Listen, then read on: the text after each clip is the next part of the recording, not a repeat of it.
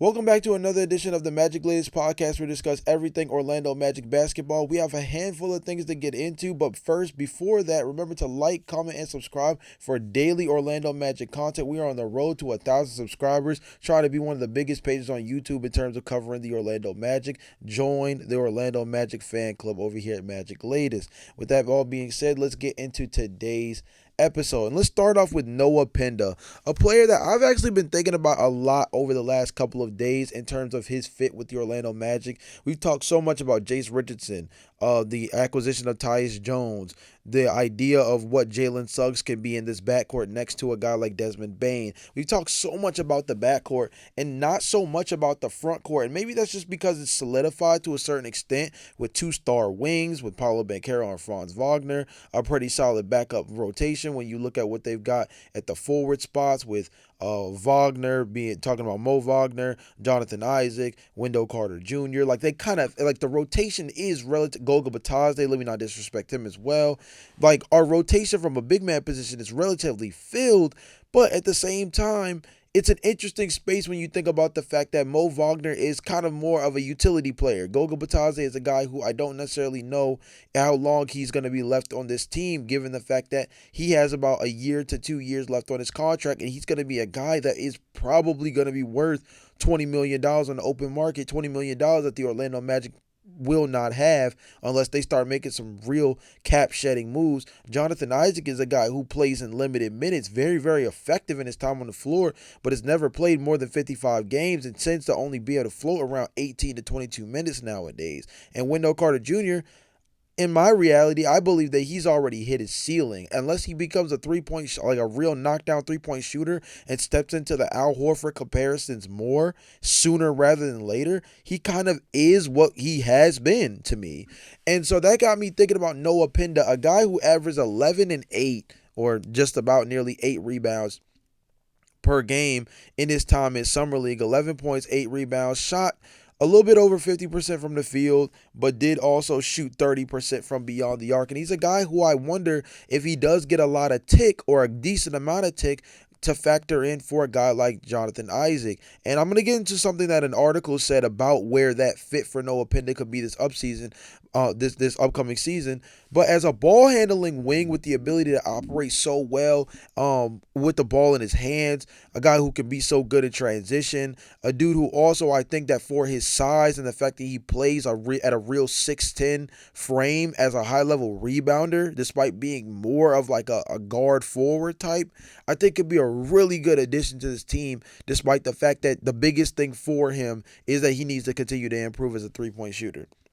This article from Orlando Magic Daily, we shout them out a lot on this podcast, says there are injuries throughout the season. The team will need every player at some point during the season. Penda will have a run of games where he plays minutes. The easy player to point to that Noah Penda is meant to relieve is Jonathan Isaac. They are both long-armed, versatile wing defenders capable of playing both in the post and the perimeter.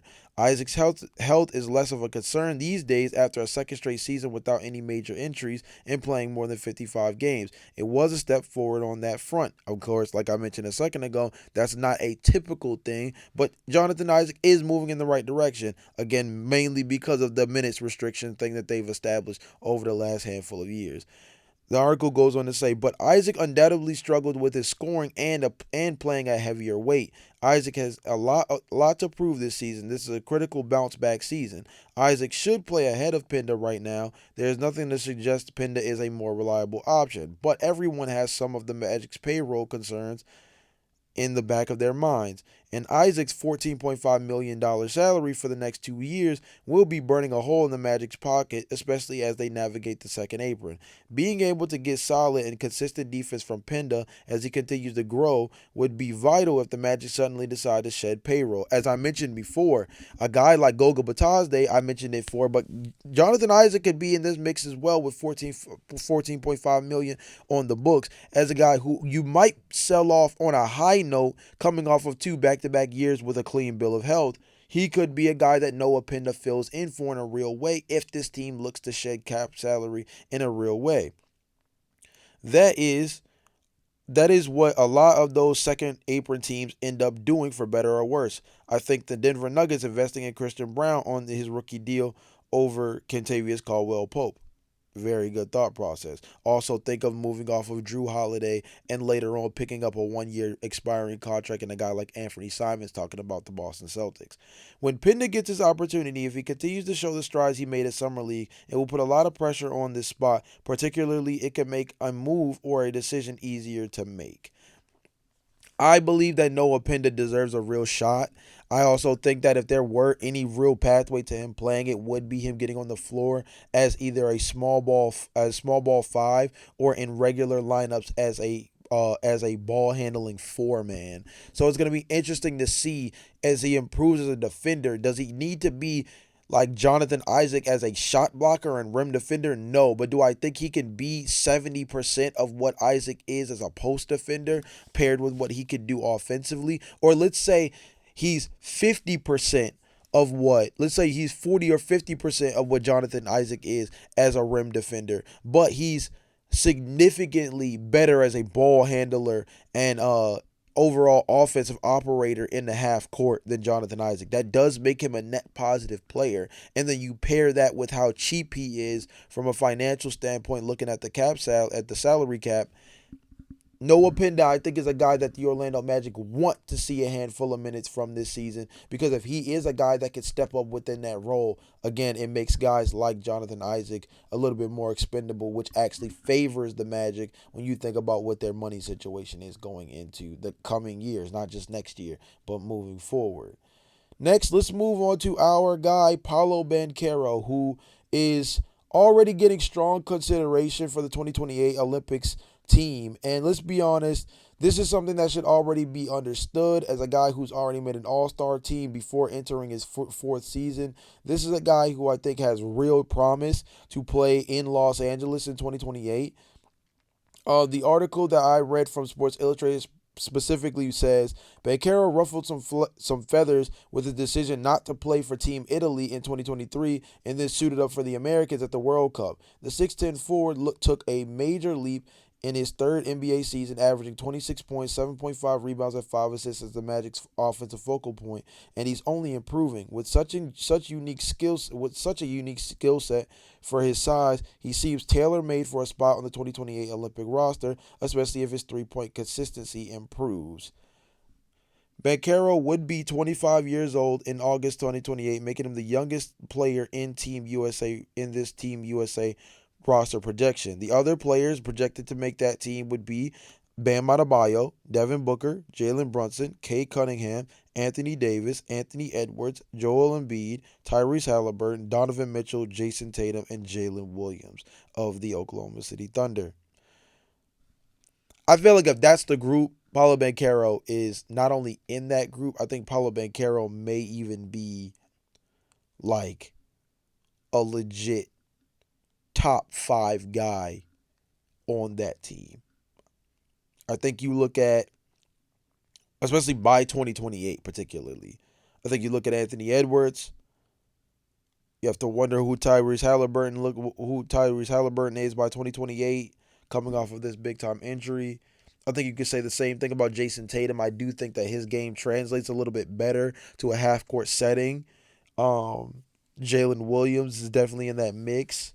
Jalen Brunson is a little bit old on the older side. I still think regardless, not only do I think Paolo Banchero is like going to be on this team, I think that Paolo Banchero by 2028 is going to be a lock. I think that Paolo Banchero is going to have at least one, if not multiple, top 5 to top 7 MVP finishes between now and 2028, and I think he's going to be considered as one of the next faces of the league that they promote alongside players like Anthony Edwards, SGA, so on and so forth. I think that Paolo Banchero is, again, not just I have here strong candidate. No. I believe that Paolo Banchero is a lock for the 2028 Olympics. We will see, but if that is the roster that we are trotting out, again, this is no more Steph Curry, no more LeBron James, no more Kevin Durant, right? This is post that era. I would say that this is actually a pretty awesome roster to trot out in 2028. And now that we will be doing this on American soil, I think we have a real chance to show out because it's going to be done on one of the biggest stages in basketball on American soil with a chance to, again, kind of not only reestablish um, the U.S. as a powerhouse when it comes to the sport of basketball because the world is catching up. Although the United States is still ahead, there's still a certain stamp that needs to be put on when it comes to this next generation of U.S. based basketball players because we've been very reliant in this Olympic space on guys like the LeBron Jameses, the Steph Currys, the Kevin Durant's. This next generation of guys has to carry that torch and continue to, hold that mantle up. And I think they have a really good chance of doing that. And Paulo Banchero has a really good chance of being a part of that process. Next, let's go into an interesting article that I read that focused on what Paulo Banchero's biggest question mark going into next season may be, and that's his ability to take over in fourth quarters. The article particularly says, although leading the Orlando Magic with 25.9 points per game last season, Paulo Banchero has played second fiddle to Franz Wagner in the fourth quarter in all 3 years as teammates.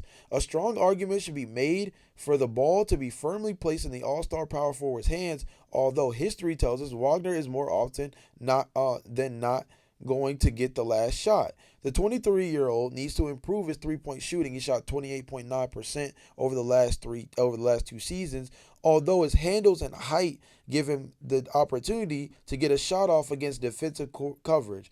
We've seen him hit threes in some of the game's biggest moments as well.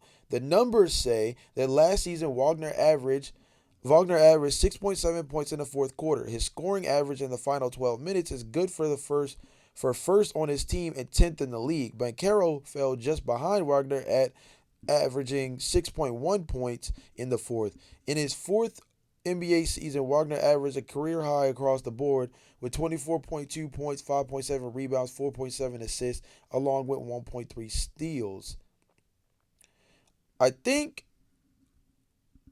that Paulo Banchero, right, and there's not that big of a discrepancy right here, right? 6.1 versus 6.7. I do believe that fourth quarter heroics from Paulo Banchero is going to be very important this upcoming season. Not necessarily because Paulo Banchero is their best player, although that is a huge factor, I think, that you want to be able to trust your best player in the biggest moments. But I think particularly we need to be able to see Paulo Banchero operate with high stakes as the lead man in games that matter on national television, closing out some of the better teams in the NBA. I think that's what we need to see if he's going to take that leap from just an all-star guy to a dude we're having MVP and all-NBA conversations about. He has to be a guy who they can run offense through in the late game situations, close games with, and trust to be able to get them buckets and make good decisions with the game on the line. This Orlando Magic team is going to be under a microscope, and Paulo Banchero is going to be at the tip top of the totem pole when it comes to what media analysts and NBA teams across the board are going to be saying and looking at when it comes to this Orlando Magic team.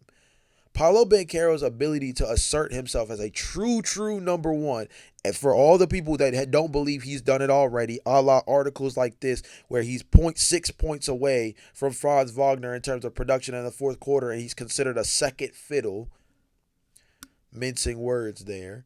I think that Paulo Banchero has to really show out and not necessarily win clutch. We're not talking about him needing to be clutch player of the year or anything in order to prove his point. But I do think he needs to assert himself as a true, trustworthy number one go-to option in the fourth quarter. Make himself one of the most dangerous, potent scorers in the NBA. He's already one of the most elite finishers around the rim and at drawing contact, and can really take advantage of that in fourth quarters when teams are and putting teams in the bonus and allowing them to close the game out in a much more subtle way by being able to rack up fouls, being able to knock down free throw attempts at a high rate, and being able to put guys in really tough positions where down the stretch you have to pick your poison on whether or not you want to allow Paulo Banchero to kill you from the mid-range or still allow him to get to the rim where he's one of the most lethal guys in the NBA. I think obviously the second fiddle comment is a little over the top, given again the fact that the statistical difference between the two is not so different that it makes you think any lesser of Paulo Banchero the way second fiddle would suggest. But I also think that there is some validity to the idea that Paulo Banchero's biggest thing this upcoming season, besides, of course, growing as a 3 point shooter, is asserting himself further as a true number one option on this team and positioning himself as a guy who takes that next leap where instead of just being a co-star next to Franz Wagner, where they both are all-star caliber, or yes, maybe similar to Jason Tatum and Jaylen Brown, they both are all-star forwards on the same team. Paulo Banchero needs to enter that Jason Tatum sphere of this, where he jumps from just an all-star to the guy that we're considering for one of the three All-NBA teams, and a guy who tends to always finish the season as the fifth best player or the sixth best player in the entire league, as we tend to say with Jason Tatum a lot of years when healthy. I think Paulo Banchero has the chance to take that step, and I think that he probably will in this upcoming season, given how much is truly on the table and how much is on the line this upcoming year, in particular, with everything storyline wise built around the Eastern Conference. And last, we're going to actually end with Franz Wagner with something a little bit lighthearted, but something I thought was just really interesting. Orlando Magic fans across the board are going crazy over a viral Twitter video from Franz Wagner's practice over in Eurobasket, where he is knocking down deep threes. And everyone is saying if he is going to be knocking down threes at the rate that we're seeing, like, he's going to be an absolute hoss. I actually saw one comment that said, like, if he's knocking down threes like this, he's going to average 30. Hey, bro, if we have Franz Wagner and Paulo Banchero both averaging 27 to 30 points per game, yeah, the Orlando Magic are not just going to be one of the most favorite teams to come out of the Eastern Conference. That's a team that is going to be a top three team in the NBA title picture. This is a team that will be that high in the total poll of NBA contenders if a guy like Franz Wagner is knocking down his threes in the at the rate that clip was indicating, not just given how much he was making, but particularly the range he was shooting with. Just thought that was a funny little thing to throw out there because Franz Wagner's 3 point shot is the biggest thing plaguing him right now. He is a Gordon Hayward type of guy on ball that has a little bit of more athleticism, or maybe a well-rounded amount of athleticism, high-level passer, really good slasher, a guy who I think makes really good decisions with the ball. But his 3 point shooting and lack of ability to space the floor makes him an easy get because you know to wall off the paint and force him to be a jump shooter. And he's not a good mid-range shooter. He's more of an around-the-basket finisher. So Franz Wagner's ability to step out from beyond the arc and knock that thing down at a high rate is going to be a serious game changer for this upcoming season. If the summer videos are already a good indication that he's making that step, this is going to be a dangerous season for a guy like Franz Wagner, and a guy that probably is going to get a lot of love again as a first-time All-Star, something we've discussed on the podcast in a past episode. Hope he gets to that point. And again, like I said, if him and Banchero are stepping up his 3 point shooters this upcoming season and just hitting 35 to 36%, just about league average, yeah, this team is going to do more than just come out of the Eastern Conference. This team is going to be right there on the heels of some of the better teams in the West to go ahead and raise the Larry O'Brien trophy and win the whole dang thing. So, as Orlando Magic fans, the hope is that the tape is real. We're not getting tricked by Ben Simmons' 3 point shooting film in the summer. Hopefully, this Franz Wagner stuff is the real deal. But with that being said, this has been another edition of the Magic Latest Podcast, where again, we keep you up on everything Orlando Magic basketball. I will see you guys again next episode. But until then, remember to like, comment, and subscribe. See ya. Till next time. Peace.